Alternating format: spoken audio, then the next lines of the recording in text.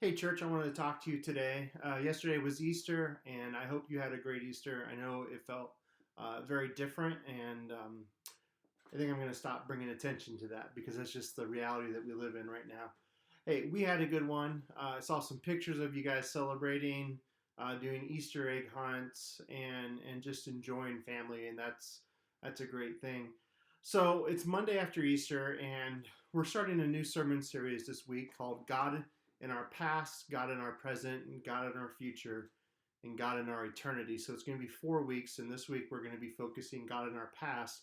And I want to look at the life of Joseph. Now, the thing with Joseph is it's 13 chapters from Genesis 37 to the end of the book, to Genesis 50, is basically the life of Joseph. And to try to cram that all into one sermon would be impossible. So we're going to do a little daily devotion each day, kind of highlighting some of the history in Joseph's life and some things like that. So we're going to start in Genesis 37 here today. And this is where the story of Joseph really begins. So he has two dreams. His first dream is about stalks of hay, and that his brothers, that their stalks of hay come before him, and they bow down before him. And his brothers are really angry with him about it. I mean, there's definitely a sense of arrogance being the youngest brother. In fact, before the dream, the Bible tells us that Joseph is favored. He is the favored son um, from his father. Now, just a little history there. His father is Jacob, who became Israel. We talked about this several weeks ago in our Christ in the Old Testament series, where Jacob wrestles with God and God renames him Israel at that point. And so, Jacob, if we look at the life of Jacob, Joseph's father, um, a couple things stand out. Number one, Jacob was a manipulator. He was manipulated as well. His mom talked him into stealing Esau's birthright. They were twins. Esau came first, and Jacob deceived his father to steal his birthright that belonged to Esau, and instead it was given to Jacob. And that created division and anger and angst. And actually, I read this thing today that if we look specifically in the Old Testament, times where brothers uh, they fought constantly. I mean, you had Cain and Abel and Isaac and Ishmael. They fought one another. Um, Jacob and Esau, Joseph and his brothers. And in fact, one of the only times that we see where brothers actually worked successfully together was in Moses and Aaron. But Jacob steals Esau's birthright and almost starts a war because of the manipulation that he had done, that his mom had coerced him into. And then Jacob himself is on the receiving end of manipulation with his father in law, tricking him to marrying uh, Leah, and then working, making this promise that he's going to work for him. He gets to marry Rachel, and at the last second, his father-in-law switches daughters and gives him Leah, and then he's forced into more labor to marry Rachel. And Jacob was manipulated, and so Jacob does not come from a strong, healthy family position. Doesn't come from a healthy standpoint when it comes to his family. There's a lot of manipulation going on. There's a lot of people that are using each other. There's a lot of anger and frustration. And so Jacob has these 12 children. And Joseph is number 11 of 12. And he is the favored one. This is where we get the coat of many colors. And so Joseph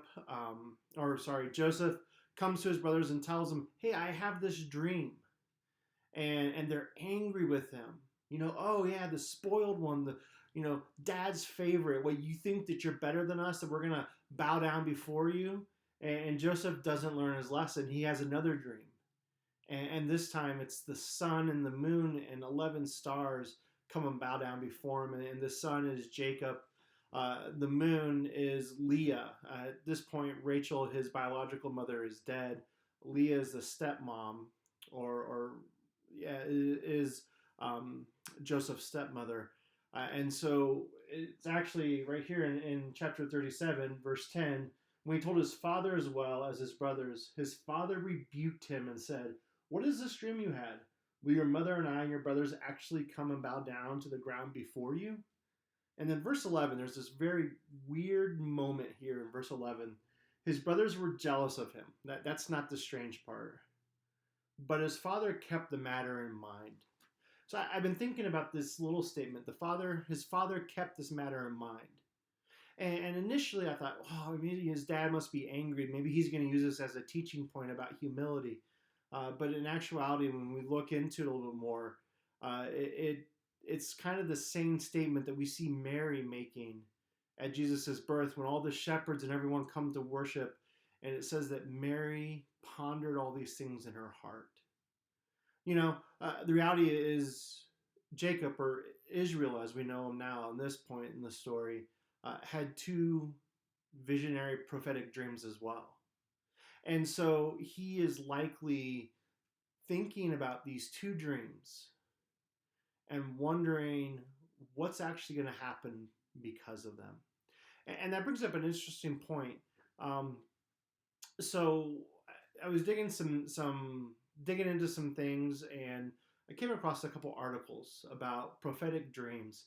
And I don't want to go too far down into this, but what I want to say is simply this: that God, especially in the Old Testament, but in places where the Bible isn't readily available, and especially this was very true when the Muslim world, like during the whole Syria conflict, and there was all these refugees that were fleeing out of the Middle East and moving to Europe. All these situations, there was a study done of about 600 to 700 Muslims who had come out of Islamic faith and who become Christians, and about a quarter of them said the thing that convinced them wasn't a missionary, it wasn't the Bible, it was that they were having these dreams of Jesus. Jesus was calling them out to come and follow him.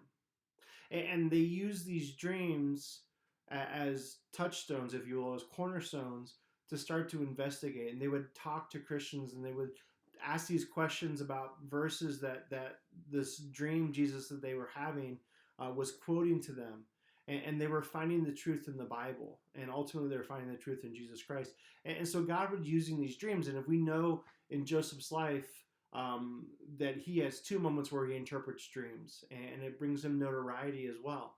But what I want to get to in the point here is look at the life of Joseph. He was arrogant, and he was young and a little bit naive, and he didn't really understand how to deal with the complications of life, the complications of being in a family that was a little bit messed up. And so he tells his brothers about these two dreams that he has. He tells his father. His father was a manipulator and had been manipulated his entire life.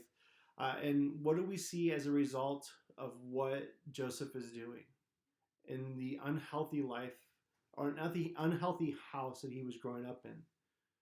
His brothers take him out to a field, throw him in a pit, and sell him into slavery. And so when we talk about Joseph on Sunday, I want you to remember Joseph's beginning, like his father, man, there's a lot of baggage that was carrying into this whole thing. And that's continuing to happen. And Joseph is a product of a messed up life, a messed up family, a family where things are not perfect. And the reality is all of our families look like that. We all have baggage that we carry. We have fathers and we have mothers and siblings and things that have happened to us. And we have these things in our past that we want to bury away and hide away. And that just isn't the reality for a lot of us. There are things in our past that have to be dealt with. And that's what we're going to look at in the life of Joseph this week. Hey, church, I just want to tell you that I miss you guys. And with that in mind, tomorrow night on Tuesday, we are going to play a game on Facebook Live like we've been doing. It's going to be a lot of fun, a lot of interaction. It'll be a good time. But between now and Sunday, I really want to encourage you to begin to read the life of Joseph, today I want to encourage you to read Genesis chapter 37 as we begin to lay the foundation for what's going to happen on Sunday. Hey, I miss you guys. I'll connect with you tomorrow. If you have any questions, email me, call me, text me. If there's anything going on, if you need anything, please let me know. You guys are awesome. I love you guys.